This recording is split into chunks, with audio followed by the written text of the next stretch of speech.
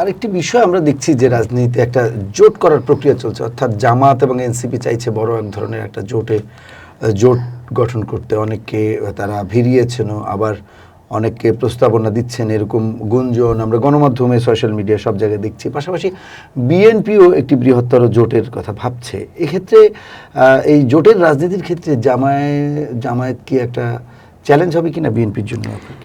এটা আমি মনে করি না। এই কারণে মনে করি না কেন জানেন, বিএনপির 300 আসনে হ্যাভিওয়েট প্রার্থী অনেক হয়ে গিয়েছে। এখন বিএনপি এমন অবস্থা হচ্ছে যে কাকে রেখে কাকে নির্বাচনে আসন দিবে। হ্যাঁ, একাধিক যোগ্য প্রার্থী হয়ে গেছে এই 17 বছরে। আর জামাত তো সবসময় ছিল পিছনের সারিতে। এখন জামাত এনসিপির সাথে জোট করে আসলেই যে বিএনপির সাথে টেক্কা দিতে পারবে আমার তেমন কিছু মনে হয় না।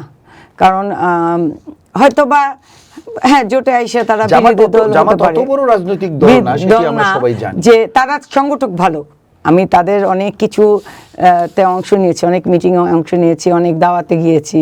হ্যাঁ, আমি সেখানে দেখেছি তারা সংগঠক হিসেবে ভালো।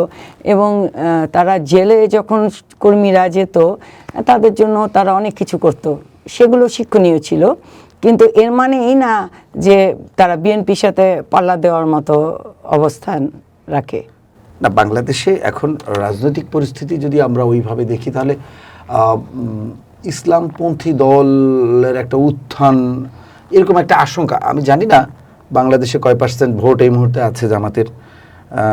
অনেকেই জরিপ চালাচ্ছেন, তারা বলছেন যে জামাতের আগের তুলনায় কিছুটা বেশি, কিন্তু কোনো জরিপেই আমি দেখিনি যে সেটি আসলে একটা দলকে রাষ্ট্র ক্ষমতায়, জরিপের কথাই আমি যদি ধরি, তাহলে একটি দলকে রাষ্ট্র ক্ষমতায় আনতে পারে। যদিও জানি না যে ভোটের ফলাফল হয়তো এর চেয়ে আপ ডাউন হতে পারে, কিন্তু এই একটা জরিপেও কিন্তু বলেনি যে, বা দেখা যায়নি যে জামাত রাষ্ট্র ক্ষমতায় আসতে পারবে। কিন্তু আমরা প্রতিনিয়তই জামাতের নেতাদের মুখে শুনছি যে জামাত রাষ্ট্র ক্ষমতায় আসতে পারে, জনগণ তাদেরকে ভোট দিবে। এই বিষয়টি আপনারা শুনেন, জামাত আসতে পারে বিরোধী দল হিসাবে, এনসিপি বা অন্যান্য দলকে সঙ্গে নিলে হ্যাঁ আসতে পারে, এটা আমরা চিন্তা করতে পারি। কিন্তু রাষ্ট্র ক্ষমতায় জামাত আসবে এই চিন্তা কিন্তু আমি করি না। আমার বিশ্বাস আমাদের ভারপ্রাপ্ত চেয়ারম্যান শুধু লন্ডনে বসে আমাদের যেভাবে নেতৃত্ব দিয়েছেন এবং আমাদের যেভাবে এই 17 বছর এক করে রেখেছেন, সেই জায়গায় বললাম তো যে আমাদের প্রতিটা আসনে যোগ্য প্রার্থী অভাব নেই।